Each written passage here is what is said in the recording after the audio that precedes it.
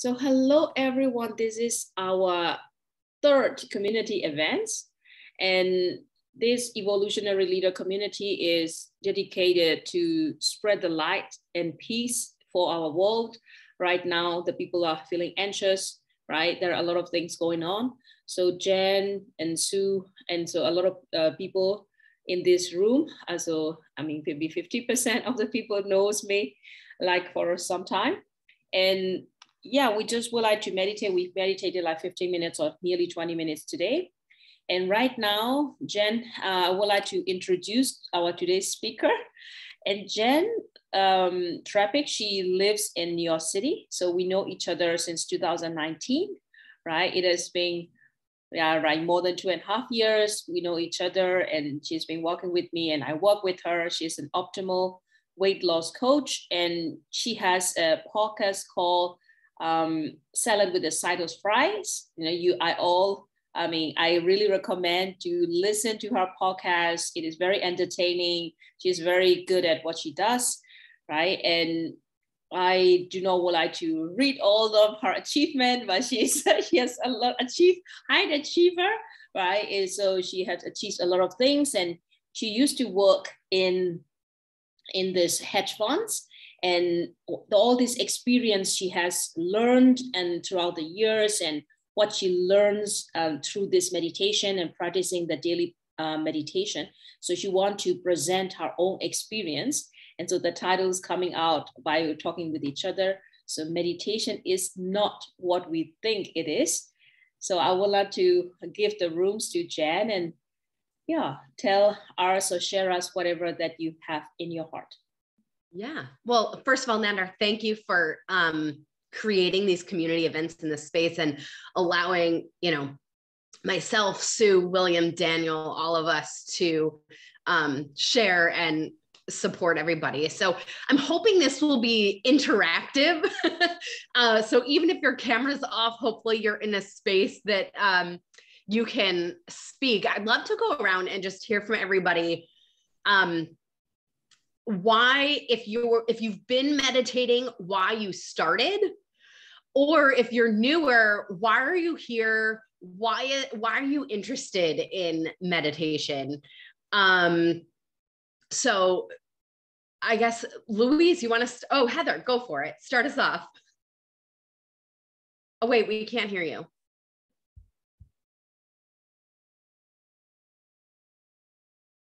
I don't think so. Let's come back. Heather, play with that. No, I switched it. Oh, there we go. You're perfect. Go for it. So I've been meditating for like longer than I think, because I just started doing it naturally. And then I just ended up getting better and better and better at it, to the point where I can do it for hours on end. So. And why did you start? What helped you, why do you think, what were you looking for? To better myself. Nice. Louise, what about for you? Hi. I think for me, I got interested in meditation when I started doing yoga about, 10 years ago. So I think that, yoga sort of naturally meditative. So I just got a lot more interested generally in my mind and my body connecting to each other and being more present and aware in my daily life, and just aware of how I felt, and working on doing a better job of thinking better thoughts as well. So I think it's that whole thing of your inner being kind of, if you pay attention to it, it tells you how you feel. And if you don't feel good, it's usually something you've thought. So you can usually do something about that. That's it. Nice. Awesome. Anita. So, hi. I'm happy to be here with you all. And I try to speak in English because my mother language is Schweizerdeutsch. Okay. I know Manda since 2 years, I think. And I learned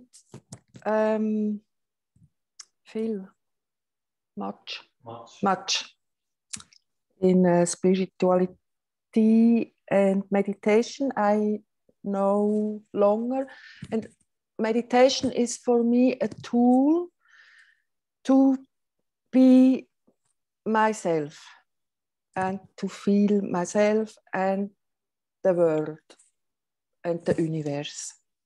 And beautiful. So I love to meditate with other people in the group. It's special. Thank you. Absolutely. Daniel. So, kannst du das Mikro noch abstellen? I know Nanda since for 2-3 years now, I think.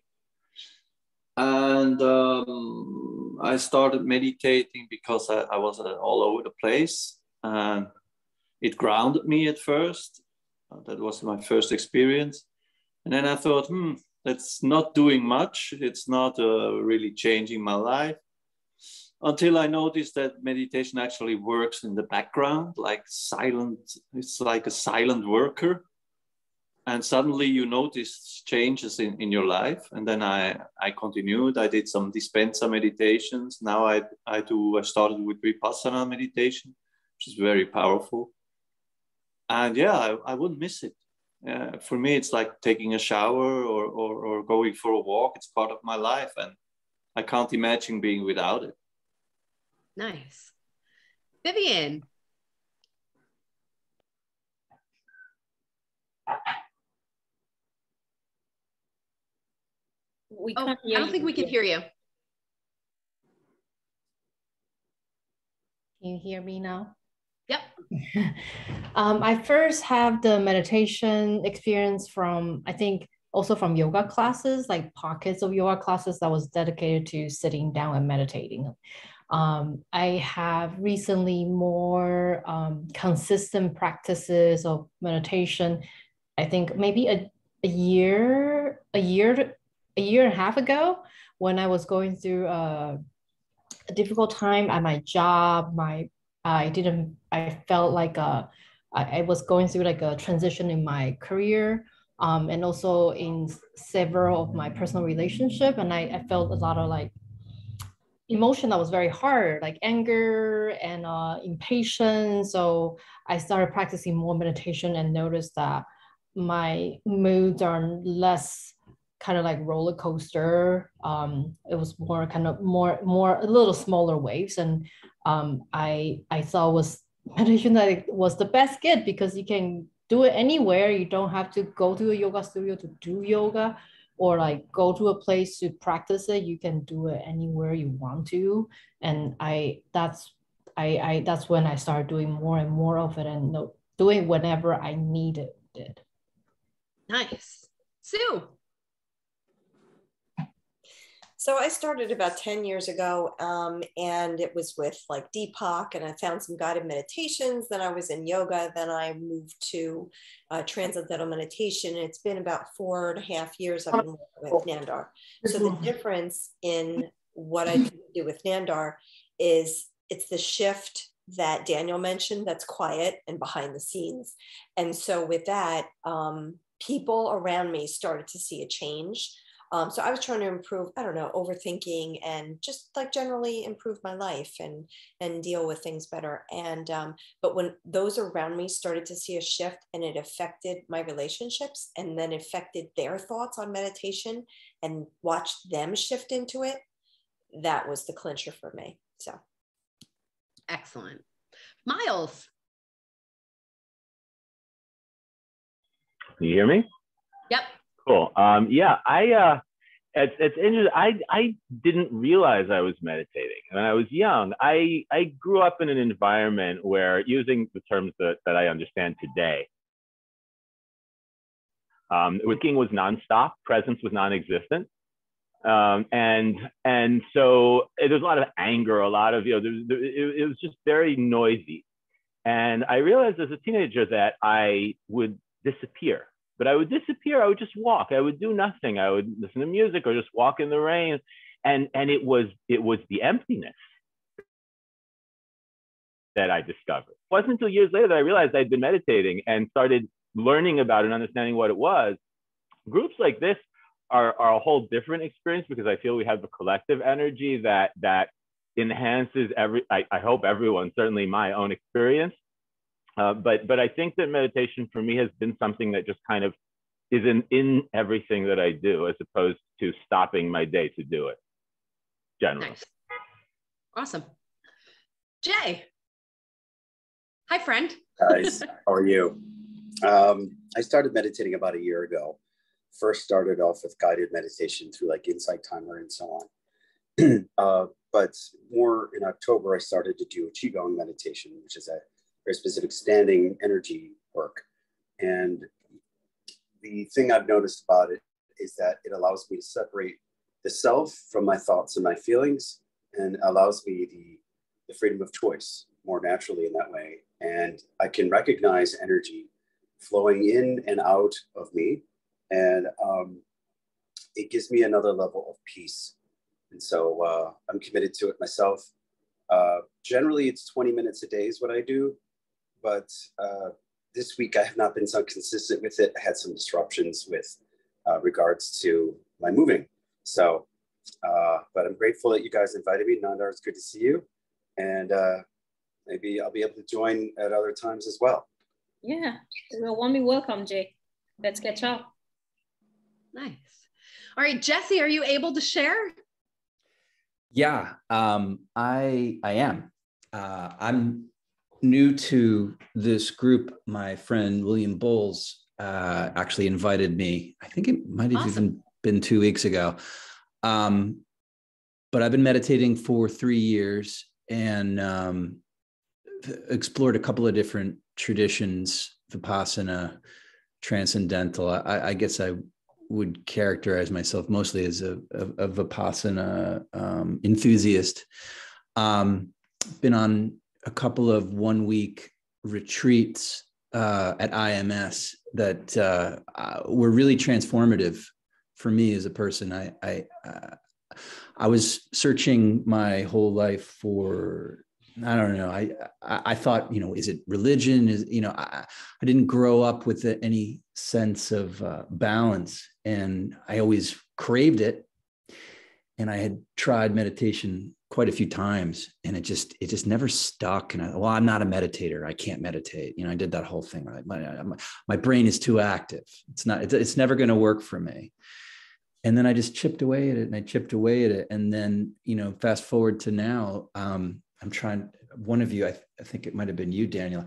I also couldn't imagine my day without it at this point. It's how I start my morning after I exercise. And I try to get a second one, even in the late afternoon, almost as like a spot treatment for my day. The day gets a hold of you.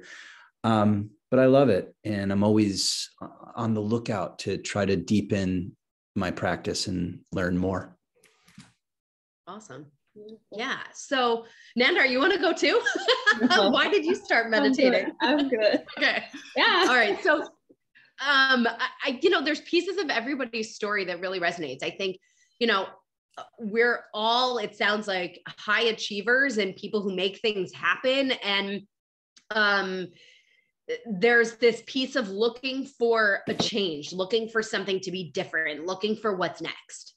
Right. And I think that's really what brought me to meditation. But I, like you, Jesse, was always like, oh no, I can't, I'm sorry, slow down, not a chance. Right. And Nandar's laughing because that is exactly what I named our episode. When we first met, I did a podcast episode with Nandar, and it was like, I'm the person who I would always say, like, think about nothing. Sorry, I need you to distract me to the point that I can't think about everything else. And anybody else, like, you feel like you're fine, and then you sit down to meditate, and that's when you think of every single thing on your to-do list, right? We laugh because we know. And it was one of those things where I was like, I can't do this. And it was really because what I thought meditation was versus what it actually is were completely different. Right? I think a lot of times we come to this practice and we think it's about controlling the mind, right? We think it's about sitting down and thinking about nothing.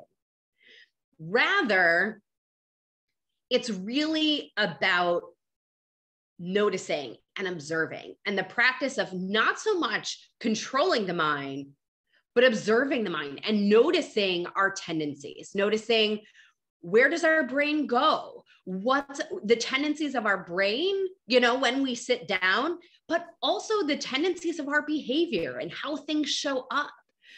And as a combination between becoming the observer, right? Sort of looking at everything from like the bird's eye view. And then also learning, as Nandar teaches them, right? The laws of the universe and how things actually play out. We see that everything that we experience is to some degree a function of us. So I started meditating and I was learning to observe all these things. And then, right, we notice when old habits show up, when these old tendencies come up. So I had a client who, he was actually the first client for a new business that I was building. And he just didn't want to pay, right? He kept pushing for discounts and other things. And I thought, you know, how am I creating the situation? What do I need to do differently? Because it's not about changing him, it's about changing me and making those shifts within myself. And so all of these pieces, it's about observing everything that's happening. And even the perception of what's happening to us, or, you know, can shift to be what's happening around us when we start to observe. And as Sue was saying, right, other people start to notice. We maybe have this calm, right? Because things aren't happening to us, they're happening around us. And so it becomes this shift from not just, you know, thinking about controlling the mind, right, to observing the mind, and then observing our behavior and observing everything else. And so then instead of pushing and making things happen, right, whether it's we push in our career, we push ourselves to do more in a day, we hear about all these things that we should be doing, right? Rather, everything shifted for me to becoming really just seeing what shows up and allowing everything to happen and allowing things to play out, and just small tweaks in what I did with myself by meditating, by observing and noticing when those old tendencies came out, that everything you can't hear me? I hear you. Okay. I hear you.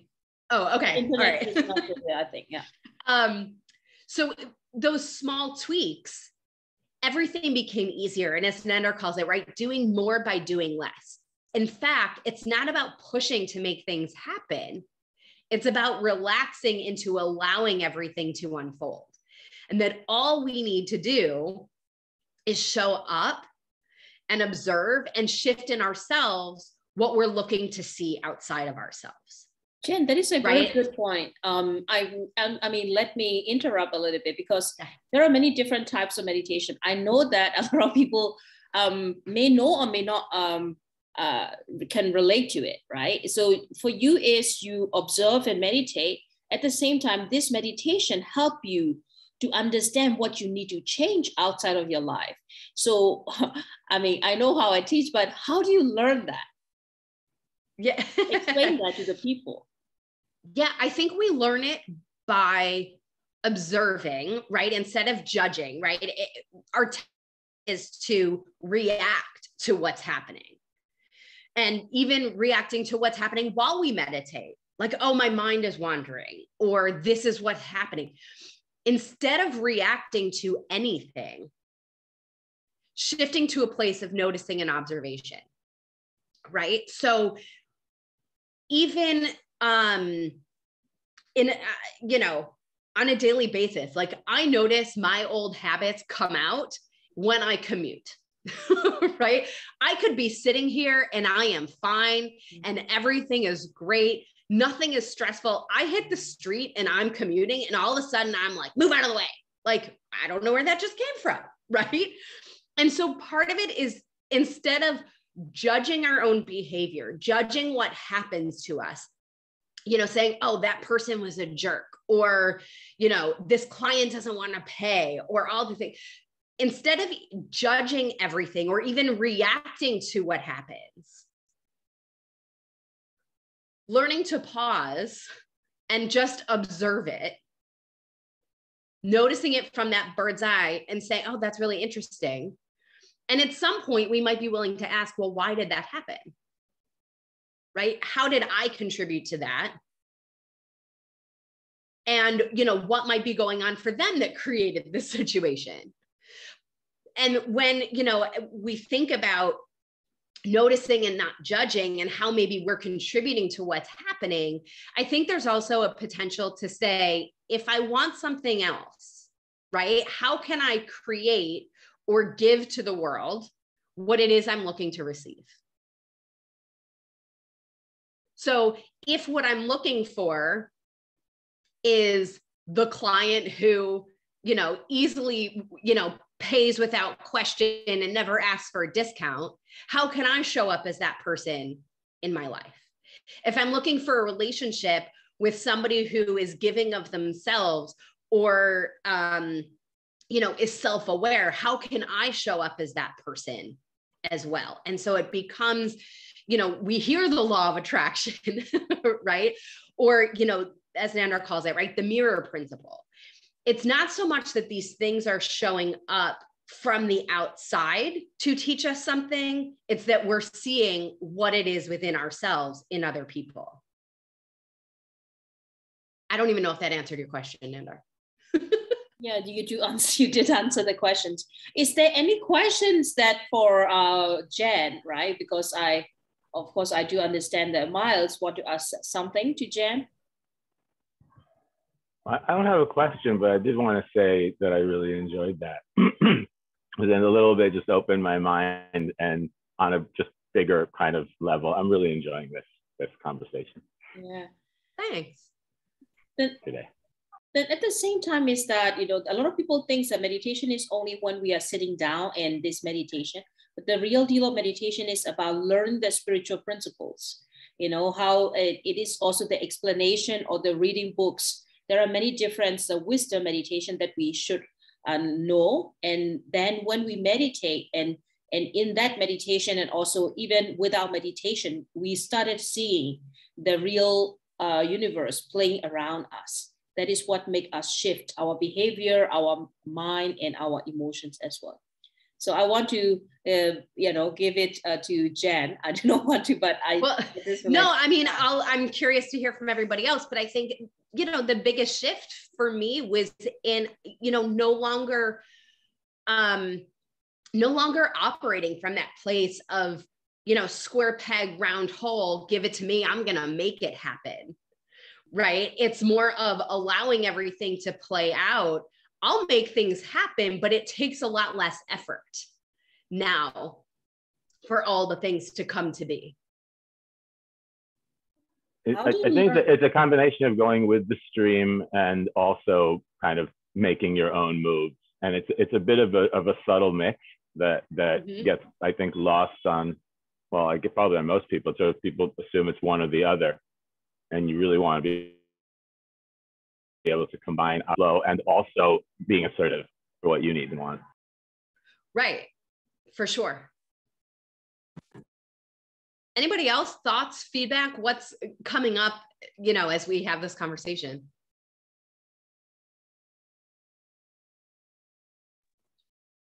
To me, I guess it's like a little bit of what you just said is that you must be active, right? You can't just sit there and go, oh, right? It's just not it's the pushing that we've done for years. When you're type A, you're pushing, you're planning, you're inventing, you're, you know, spending time with others, and it's all focused on being successful. So we learn together, right, that we are active. We do have the right thoughts. We do the foundation, right? You have to set the foundation for your business. Everything has to be in place, but then you can let it go. That's the difference. You have to watch it. And it's like when they say I've heard so many times in the past, if you make yourself a vision board, right? You can make that board, cut pieces out of a magazine about what you want your future life to be, and you can fold it up and put it away.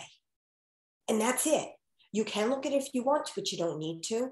I did that once. It is incredible how many things on that board that I put aside. So that speaks to what you were saying, Jenn, about how you set the foundation, you do the work, but then you can release and let it go. Yeah. And it's funny. I've been doing a couple podcast interviews about ditching the dream board, because we want to do it as an exercise. and to see the photos that give us the feeling of what that is. And then we want to, like you said, so put it away, let it go, because sometimes we attach so strongly to that picture, right, of what we think it's going to be. Like, no, I'm looking for the house with 3 pillars and that one has 6, right? And we're like, that doesn't match, but rather connecting to observing what's showing up and how that resonates. If we connect, as Nandra always, would tell me, connect to the feeling of what it is that we're looking for. And then we can recognize it when it shows up. It's almost like the more we attach to those things, it's as rigid as the judgment rather than the observation. Luis saw something. Oh, Jen, Daniel, Luis. I'd go even further. I take an example. I'm trying to build a market with some construction products, and it's very challenging, difficult. I hear a lot of no's and stuff like that. And today I got an email from a prospect, and he said, "Yeah, sorry, we do it the classic way. We won't use your product." And now we're talking about this. I'm noticing that I didn't react at all. And before with meditation, especially before Vipassana, I would be like, oh, beep and beep the beep and whatnot, and, why this is not happening, what I'm doing wrong. And now I was like, okay, must be a reason. Maybe next time, maybe it's not my thing. Maybe after all, this is not my business or whatever, And it's like, again, it's working in the background. At the moment, you don't even notice change. But then afterwards, you say, oh, okay, it's quite different. And what you said, Sue, with making a vision board or imagining or wishing what you want and then let go. I think this letting go is a very important thing in life. And with any kind of meditation, actually, I think we're practicing this to let go, to just, it's happening or it's not. It's not in our power to do anything about it. It's just in our power to change our attitude towards it. So exactly. Yeah. Daniel, the interesting thing too, it's when our tendency to react to the negative thing, I think there's also a tendency to react to the positive thing, right? That we have these on either side, almost these heightened reactions. And I think the more we get to this place of observation, we're excited about the positive things, but we also don't have as high of highs or as low of lows in some way, because again, it's all just part of course, that's what happened. Right. So now whenever there's a yes or something plays out, I'm like, of course, that's how it went. Right. And so it's learning to sort of take the positives and the negatives and everything with a bit of equanimity. Very good, Jen. Yeah. Louise, and then Louise, and I think we're probably out of time or something. Yeah. Oh, I was going to say as well, I agree with everything people have said. One of the things I've noticed as well as I've got better at this stuff is if I do go down a negative, it builds momentum really quickly. And I find that I can feel so much worse, so much more quickly. But I think that it's a good thing, because then it makes me kind of sit up really quickly and go, wow, what did I do that created this momentum? And it doesn't happen very often, but especially I think most of us at some point will go through difficult things, and often difficult circumstances provoke us to get interested in yoga or meditation. And that's just what happens, because we can't deal with them ourselves. It's too uncomfortable to be in our own bodies. So you learn to get better. But that's something I've noticed. It's almost like the inner guidance system. And I notice a lot of us are using Abraham Hicks kind of language, but I love all that stuff. But it all makes sense. Like it just gains this kind of momentum, and I'll find like, what, I feel awful. Like, what have I? And then it makes me sit up and pay attention and then change it. Yeah. And it's interesting, Louise, too, of feeling like, the downward spiral can happen faster or more deeply. And so part of the practice is to almost heighten our sensitivity so that it doesn't happen as deeply or as quickly. Yeah. And I think it's part of what just comes in time. Yeah, and I think I'm doing that, but on the occasions where I let it lapse, then it gets really bad really quickly. I think, oh my God, that's a reminder. Nice. That is great. Nandar, I'll turn it back to you. Yeah, thank you very much, Jenn, for leading this and, sharing all of your experiences with the people, and that you let other people included and asking their own experiences as well, right? There are many different layers of observation. Of course, this sitting meditation is also very important, as I also explained, like if you understand the laws and you also know how to live the laws throughout the day, so it makes them really robust and not to get, emotionally reacted to a lot of things. And of course, we'll be discussing more about that in our next community events. The next community events will be led by Sue Sako. So in 2 weeks, right? And on Thursday in 2 weeks time, then you can join us. And of course, the next week we will be meditating also again. On Monday, it is only the meditation at 12 p.m. New York time. So I'll be sending that invitation on LinkedIn as well, and you can join our community, a platform called Evolutionary Leaders, right? This is a platform where we would like to come together and meditate together and also share our experience of meditation, mindfulness, and how we control our emotion, how we control our thoughts. So with that, I would like to say thank you very much to everyone, especially Jenn, for taking over our leading these events very well. And see you next time at our community events. No? Thanks. Thank you. Take care. Thank you. Bye-bye.